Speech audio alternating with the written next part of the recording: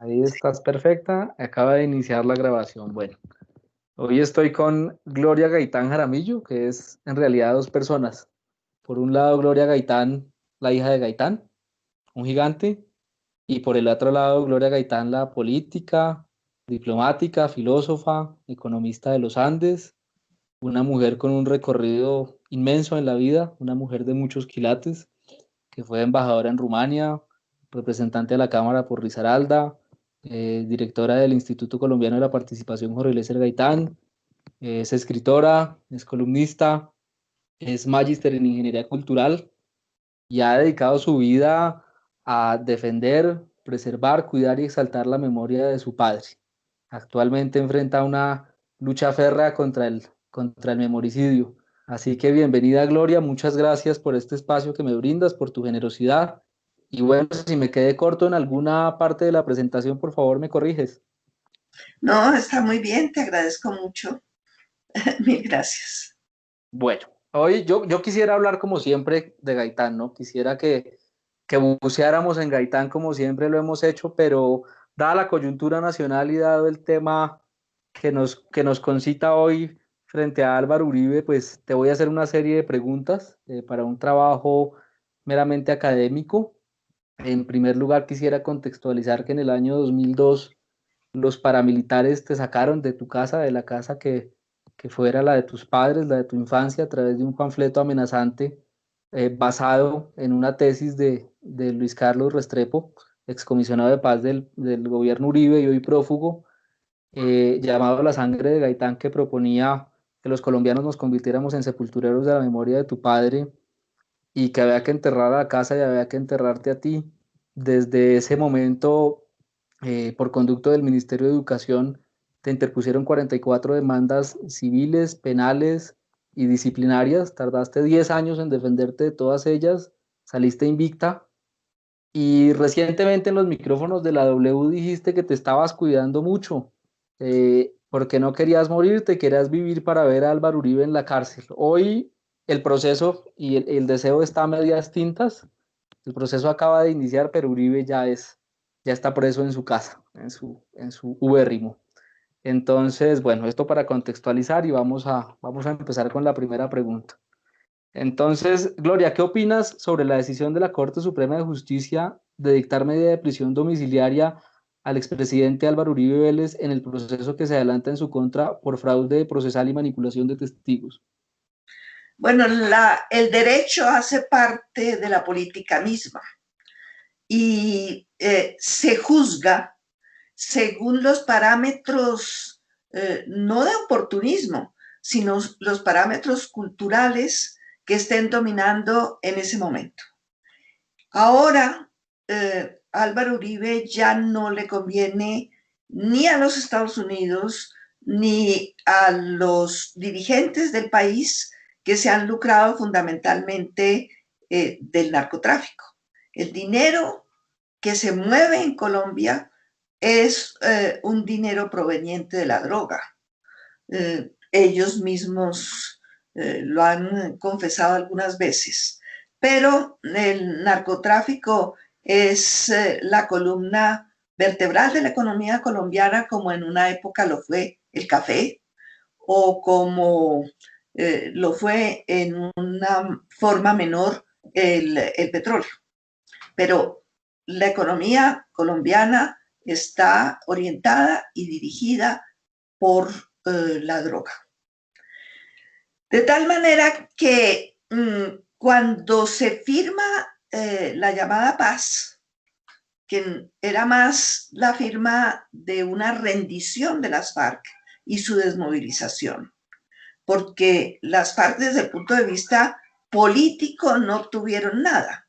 Es decir, lo que se negoció fueron asuntos para dejar cómodamente a los guerrilleros desmovilizados. Cómodamente pongo comillas. Y esos puestos de parlamentarios pues son una cuota insignificante que no quita ni pone rey. Entonces, el desarrollo de esa desmovilización de las FARC produjo la explosión de una serie de grupos subversivos, pero no revolucionarios, sino mafiosos. Y en la última estadística que se hizo, tiene Colombia 12 bandas criminales que quieren apoderarse de la droga sin el control que antes tenía la oligarquía, cuando quienes controlaban la droga y quienes luchaban contra la guerrilla de una manera disciplinada, organizada, unificada, eran las autodefensas de Colombia. Y no es una casualidad que se esté discutiendo si se llevan a Mancuso a Italia o si lo extraditan y lo traen a Colombia.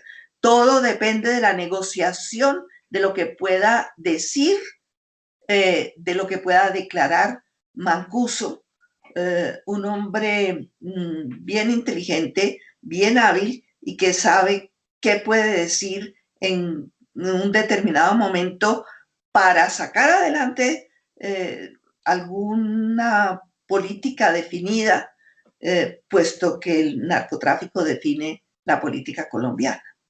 Entonces, en esa explosión de pequeñas, y ni tan pequeñas, pero de múltiples bandas delincuenciales, que como yo decía antes, en los datos oficiales ya llegan a 12. Yo no cuento en eso ni al ELN, por supuesto, que no lo considero una banda delincuencial, sino una guerrilla, y los militantes de las FARC que no se sintieron a gusto con la negociación que se hizo, que fue derrotar a las FARC, derrotar 50 años de lucha de las FARC. Ok. Bueno, en ese escenario ya Álvaro Uribe no es útil, es un estorbo, porque se les salió del papel que le habían asignado los Estados Unidos y la oligarquía colombiana, que era poder manejar disciplinadamente los grupos que trabajaban en el transporte de la droga. De manera que a Uribe se le acabó el apoyo institucional, dijéramos, institucional internacional, y ahora le vendrán todos los juicios y le pasará lo mismo que a Noriega o a Bin Laden, porque si uno ve la historia de los grandes agentes de los Estados Unidos a favor de las drogas, vemos que siempre terminan atacados y liquidados por los propios Estados Unidos. Entonces, hay justicia, evidentemente, en que lo hayan tomado preso.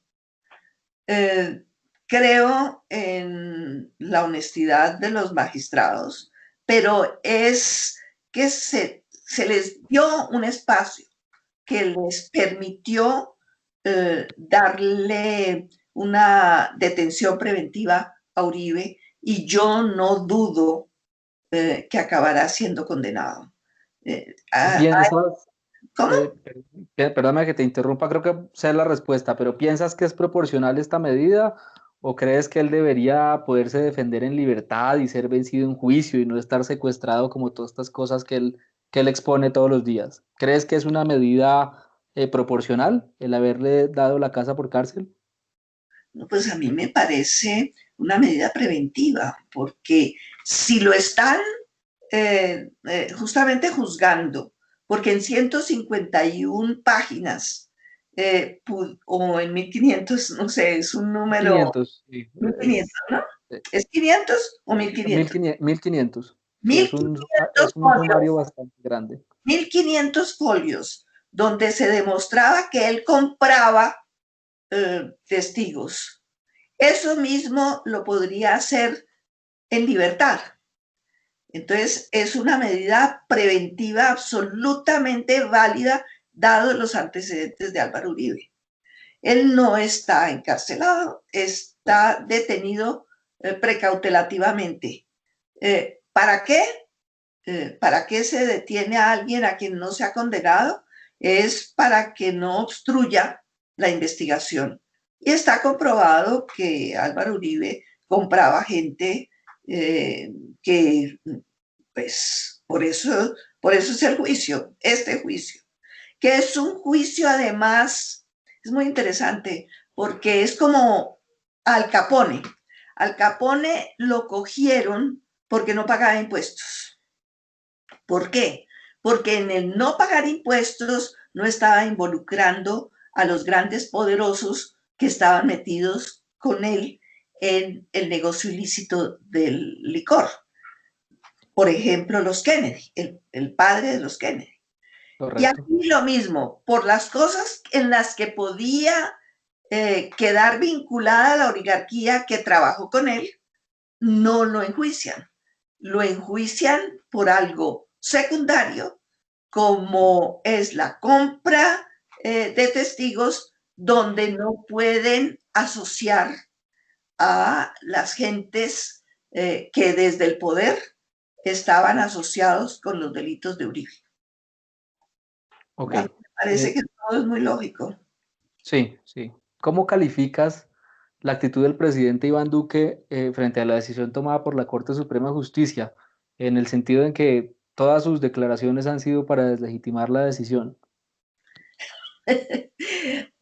con, con Iván Duque uno no puede sino reírse porque, bueno, decían que era una marioneta, pero es más bien un payaso. Y no quiero decir que los payasos son, se puede uno burlar de ellos, no, son muy respetables. Hay incluso en Rusia una escuela universitaria de payasos.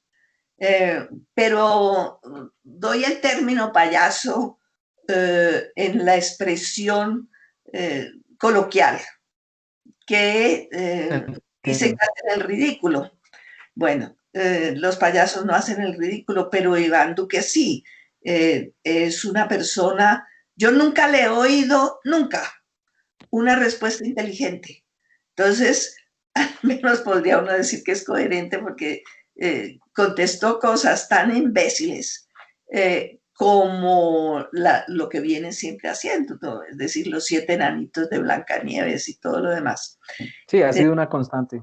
Ha sí, sido... me parece que no sorprendió a nadie. Lo que sí indignó a todo el mundo, aun cuando hace parte de su estupidez, es decir que no hubo masacres.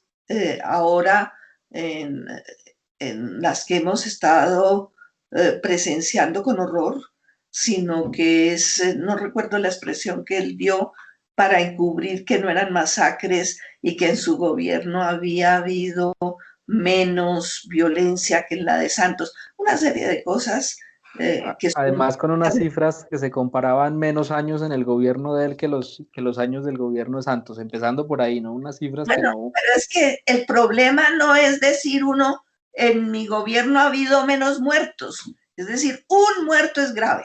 Uno Un solo, muerto. ¿no? Uno tiene que escandalizarse por la muerte de una persona.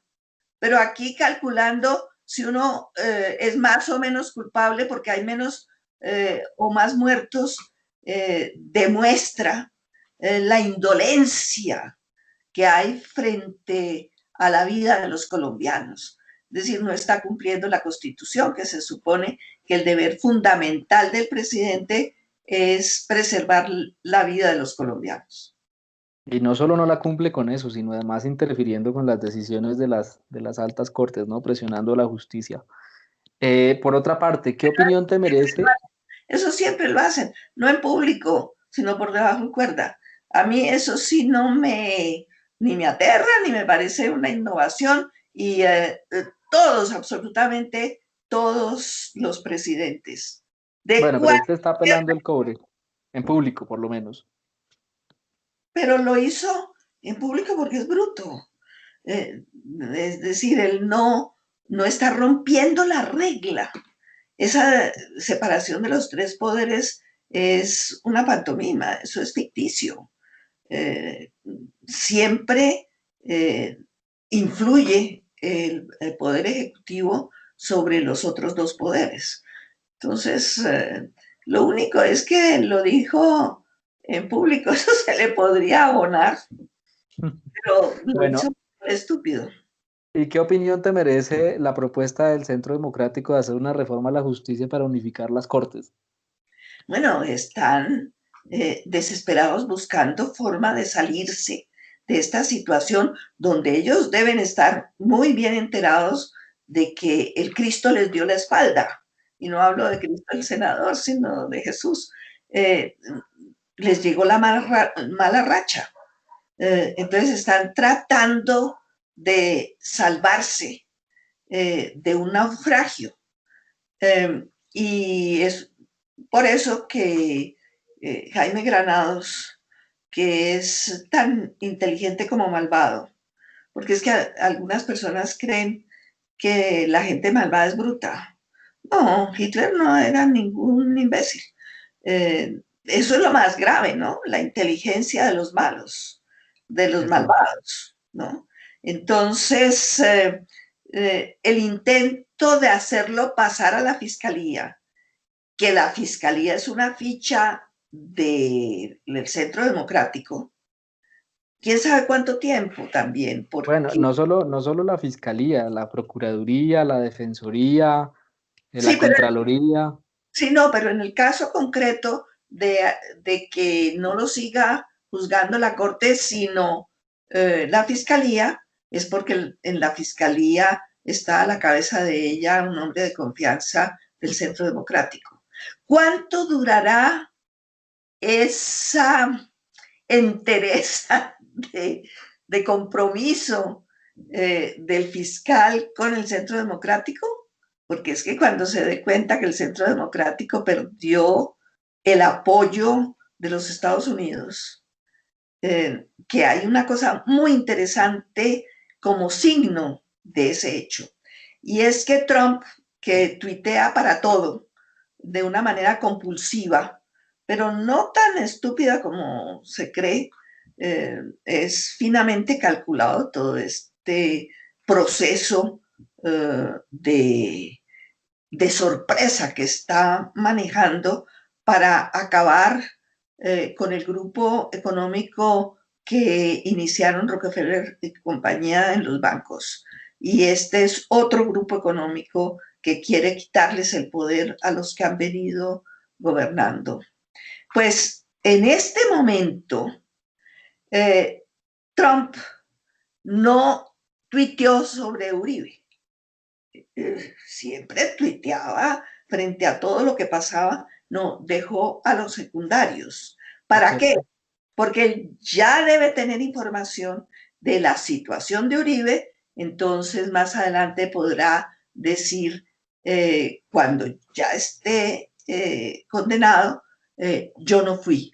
Es decir, yo no dije nada, que no lo sacaran, no, deja a los de segundo rango que los puede quitar en el momento en que ya caigan en desgracia.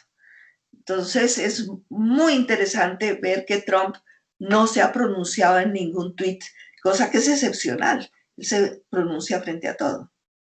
Es cierto, es cierto. Mira, lo interesante de hablar siempre contigo que tienes una mirada siempre profunda de absolutamente todo. Bueno, inicialmente este proceso ante la Corte fue iniciado por Uribe, ¿no? Es una cosa bastante curiosa. La inició en 2012 contra el senador Iván Cepeda exactamente por compra de testigos.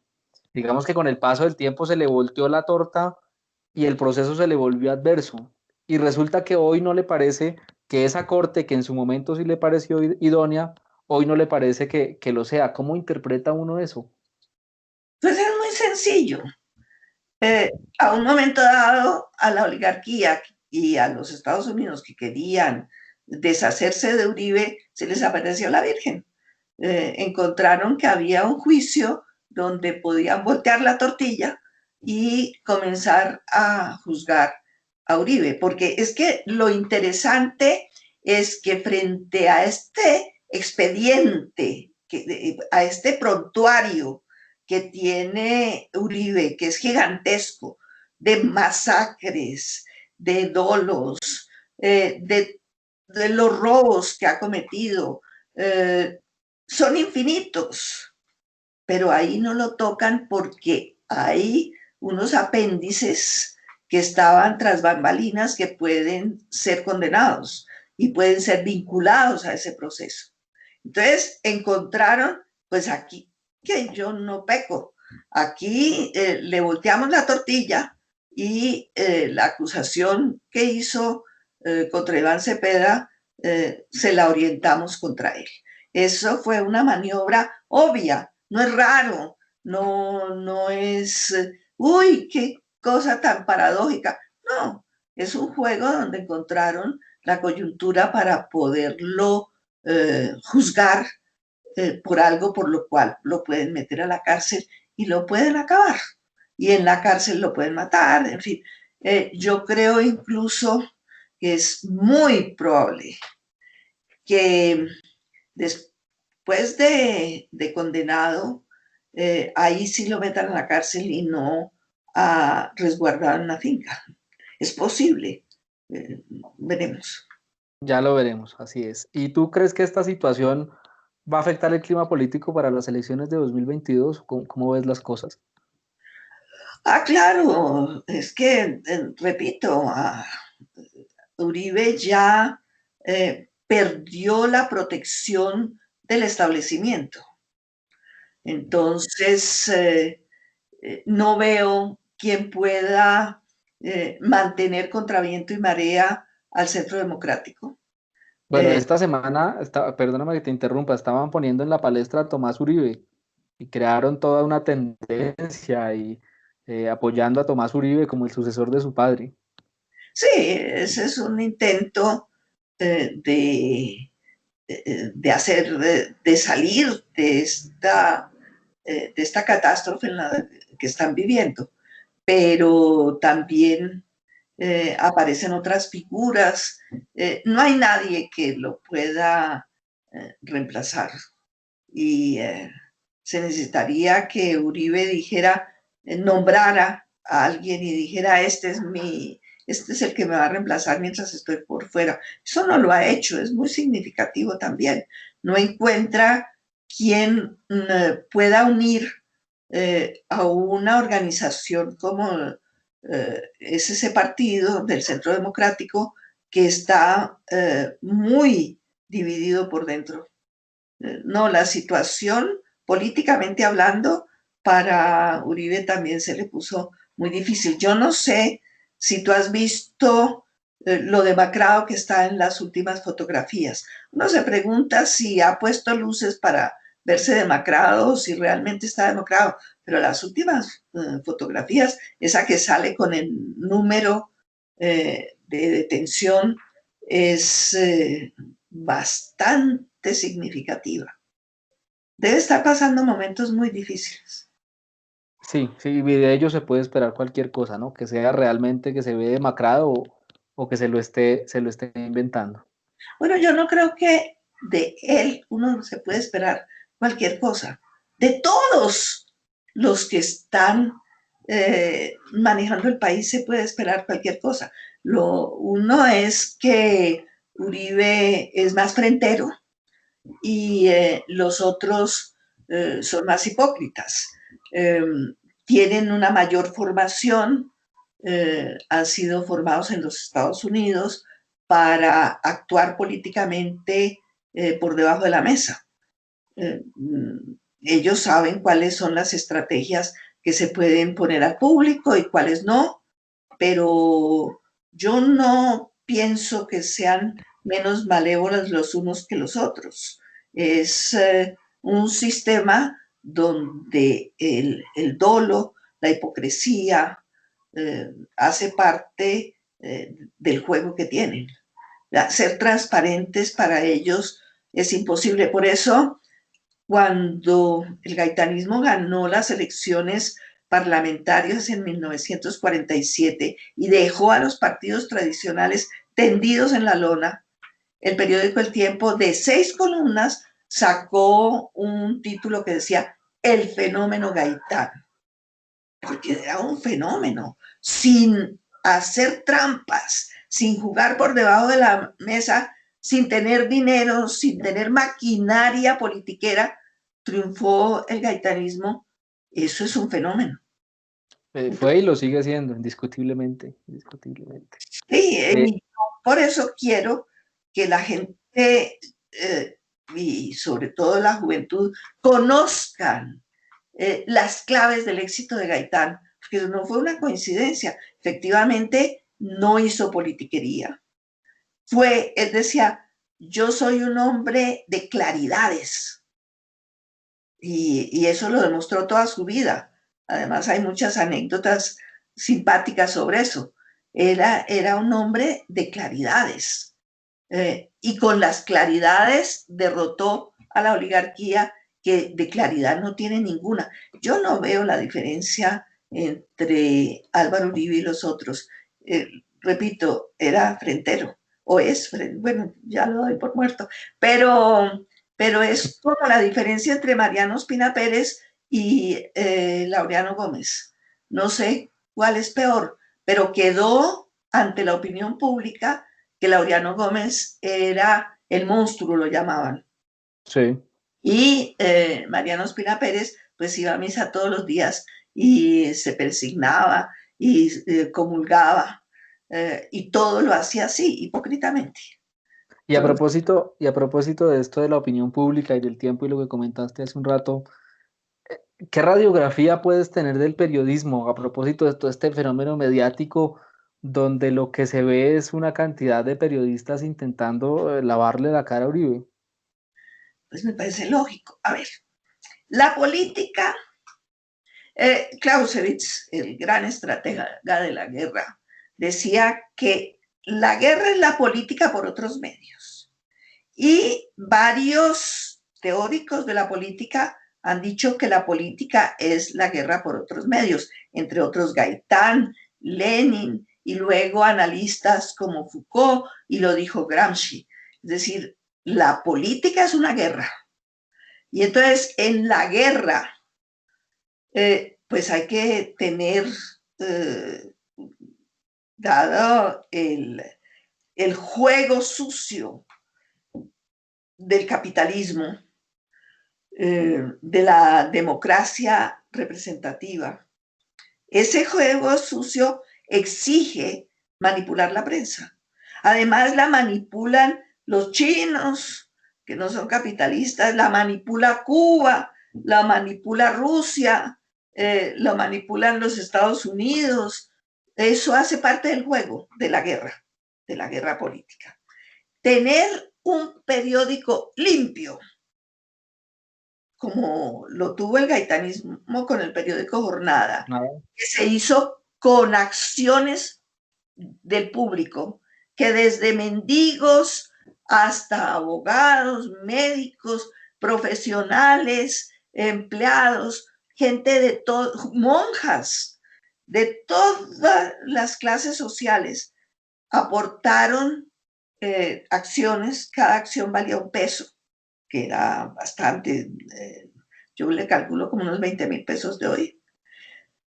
Y con eso hicieron un periódico donde las reuniones de los dueños del periódico eran decisorias para su marcha. Eso es una cosa excepcional, porque Es otra de las proezas del gaitanismo.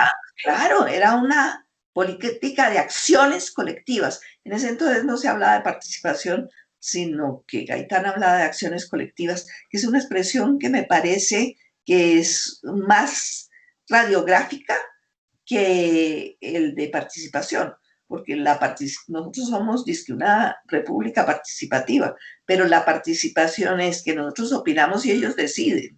Es decir, lo importante es quién decide, y son ellos los que deciden.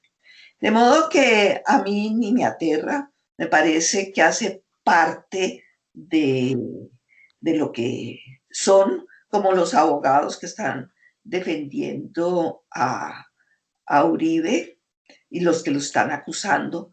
Todo eso, todo es un juego y una pantomima que depende de la estrategia que se tenga. Hay dos juegos de mesa que ilustran distintas estrategias. Está el ajedrez y está el Go. El Go nació en China y no es tumbar al, al rey, no es comerse peones, sino que el Go es tomar territorios. Y entonces es una guerra de territorios. Aquí no están haciendo guerra de territorios, están jugando ajedrez, es otra cosa. Bueno, aunque ya a lo largo de la entrevista me has dicho algunas cosas, tengo aquí dentro de mis preguntas una que de todas maneras te voy a hacer y es, ¿cuál es tu opinión frente a la persona de Álvaro Uribe como persona o como dirigente político? Somos una unidad en una serie. Él no es, por un lado, un político y por el otro lado, una persona de familia o un hacendado. No, es exactamente lo mismo. Uno actúa individualmente como actúa públicamente. Porque si tú ves lo que es el cerebro son las conexiones neuronales que te hacen tener determinadas conductas y esas conductas no están separadas biológicamente de las conductas privadas que de las conductas públicas. Entonces, la organización de tu cerebro está formateado, dijéramos así, para utilizar un término juvenil contemporáneo. No están formateadas para actuar bipolarmente, no. Esa esquizofrenia no escoge acciones públicas y acciones privadas, no, es exactamente lo mismo. Puede que el tono sea distinto, los gestos diferentes, pero la esencia misma es igual. Entonces, bueno, de esa manera, entonces, ¿qué opinión te merece Álvaro Uribe? Álvaro, es que Álvaro Uribe es producto de un sistema. Entonces, me podrías preguntar qué opinas del sistema, porque él, como digo yo, es el ajedrez y él es un alfil dentro del tablero de ajedrez político. Es una persona que le sirvió mucho y que debía comportarse así, que era la única manera para que cumpliera su rol. Se necesitaba un jefe de mafiosos, porque siendo la economía de doble faz, pero de una misma estructura a través de la droga, pues se necesitaba alguien que manejara, que fuera el jefe visual, como cuando nombran a un general jefe del ejército. De todas maneras, el comandante sigue siendo el presidente y el presidente es a su vez el soldado de los hombres más ricos del país. Unos ricos que se sabe que son ricos y otros que tienen su riqueza subterránea. Y entonces es muy difícil separar y juzgar y valorar a Álvaro Uribe independientemente del resto de ese fichero de ajedrez. Son los mismos con las mismas. Pero claro, tiene unas características. A mí no me extraña, por ejemplo, que Juan Manuel Santos hubiera sido su ministro de la Defensa. Era obvio. Ni que su candidato, el candidato que aparentemente era de Álvaro Uribe, ese candidato a la presidencia fuera después Juan Manuel Santos. El enfrentamiento entre Juan Manuel Santos, claro, hay peleas por razones de carácter, pero los intereses son los mismos. Si no, Álvaro Uribe no habría podido enriquecerse de la forma que se ha enriquecido, convirtiéndose en el más grande, creo yo, latifundista que tiene Colombia. Latifundista visible, porque hay otros que son tan ricos como él, robándole las tierras a los campesinos, matando campesinos. Es decir, en este momento, estas masacres que se están sucediendo tienen que ser lecciones para dominar a la sociedad en las regiones donde hay una lucha por la droga. Pero es que el problema que tienen es ese, que se les salió de las manos el número de delincuentes y ahora hay gente que el país político no está dominando y ahí es donde le cayó la roya a Álvaro Uribe.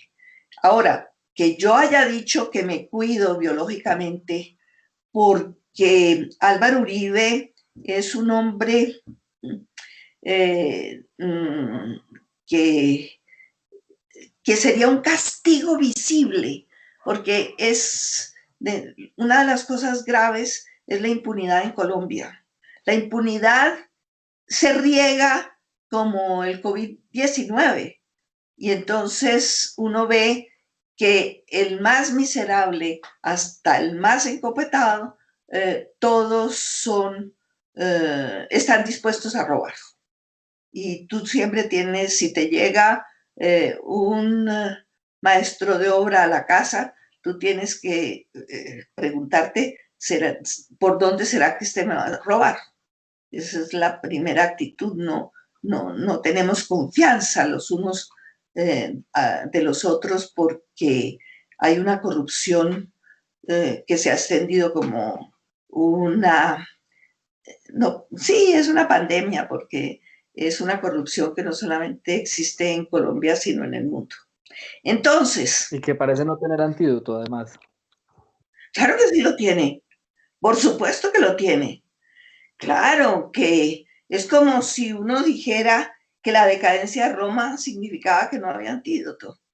Y la corrupción que existía en la época monárquica y cuando comienza a enriquecerse la burguesía, eso llevó a la Revolución Francesa y a las repúblicas. Y en este momento, el ciudadano común quiere participar, quiere ser un ciudadano en todo el campo de la participación, no solamente cada 4 años votar por quien supuestamente es el representante de la ciudadanía.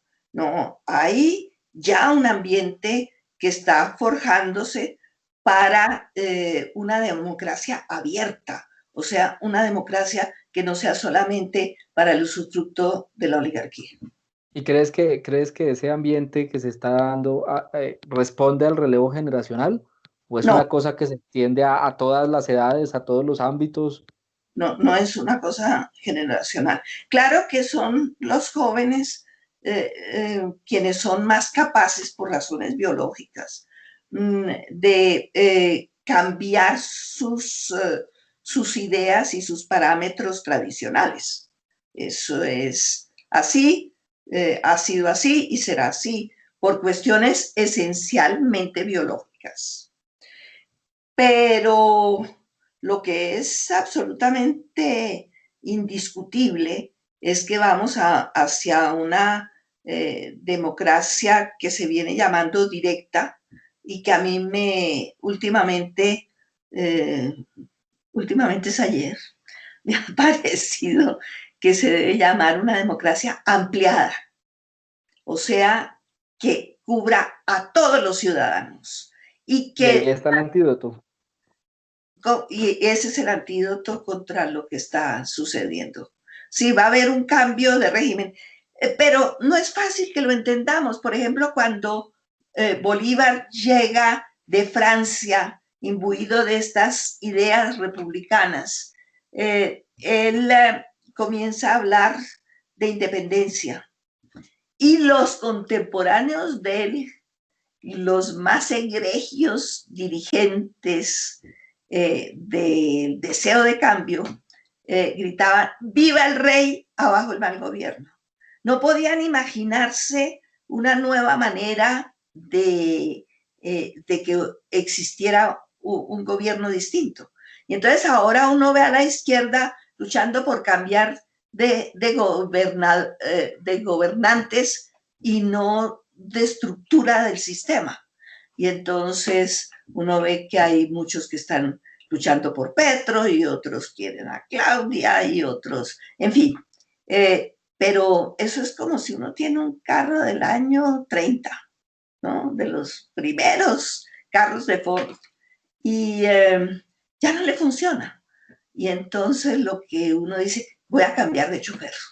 No, es decir, el problema no es el chofer, el problema es el sistema, es la estructura. Y un día lucharemos por cambiar la estructura y no de gobernante, porque Romperemos los quistes epistemológicos, sin duda. exactamente, es que tenemos, Einstein decía que es más fácil romper un átomo que acabar con un prejuicio. Y Sin entonces lugar a dudas. vivimos montados en unos prejuicios que solo poco a poco van desapareciendo. Pero eso es un proceso bastante largo. Ok, bueno, una pregunta que no te quiero dejar de hacer, que parece un chiste, pero igual te la voy a hacer. El uribismo ha estado empeñado en decir que este país está tomado por la izquierda, que la corte es hija de las FARC, que todo está influenciado por las FARC, que Juan Manuel Santos hace parte de las FARC, que Juan Manuel Santos es comunista. ¿Qué opinión te merece eso? No merecen ninguna opinión, eso es hablar como en un manicomio con unos locos. No, no les paro bolas, eh, es demasiado estúpido como para gastarle tiempo a esos argumentos. Sí, no, definitivamente no cabe en la cabeza. Bueno, hasta aquí esta entrevista. Yo te agradezco inmensamente que es que definitivamente es una cosa descollante. Yo cada vez que hablo contigo quedo aterrado, anonadado y admirado como siempre. Te agradezco mucho tu tiempo y tu disposición. No, a ti, y me alegra muchísimo este diálogo porque hacía rato no hablábamos. Mil gracias por la oportunidad que me has dado de pensar, de ordenar ideas, que con esta pandemia a veces tengo que hablar yo con yo. Bueno, afortunadamente eres una genial interlocutora. Gracias, gracias. Gracias, gracias a ti, gracias.